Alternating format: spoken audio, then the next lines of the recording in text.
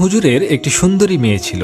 একদিন মেয়েটি বাবাকে বলল, বাবা তুমি কত শেখেলে, আমার বান্ধবীরা বোরকা ছাড়াই বাইরে যায়, কিন্তু আমি পারি না, তুমি একটু আধুনিক হও। বাবা হেসে বললেন, তোমাকে আর বোরকা পরতে হবে না, আজই বোরকা ছাড়া দোকান থেকে আমার জন্য কিছু ফল কিনে আনো।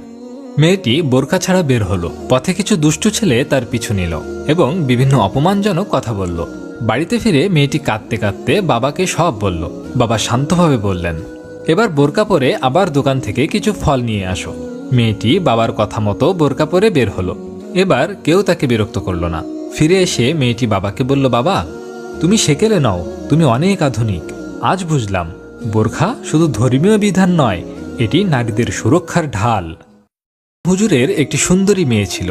একদিন মেয়েটি বাবাকে বলল, বাবা তুমি কত শেখেলে, আমার বান্ধবীরা বোরকা ছাড়াই বাইরে যায়, কিন্তু আমি পারি না, তুমি একটু আধুনিক হও। বাবা হেসে বললেন, তোমাকে আর বোরকা পরতে হবে না, আজই বোরকা ছাড়া দোকান থেকে আমার জন্য কিছু ফল কিনে আনো। মেয়েটি বোরকা ছাড়া বের হলো। পথে কিছু দুষ্টু ছেলে তার পিছু নিল এবং বিভিন্ন অপমানজনক কথা বলল।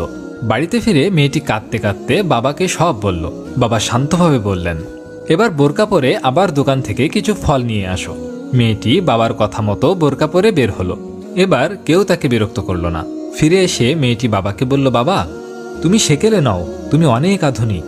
আজ বুঝলাম বোরখা শুধু ধর্মীয় বিধান নয়, এটি নারীদের সুরক্ষার ঢাল।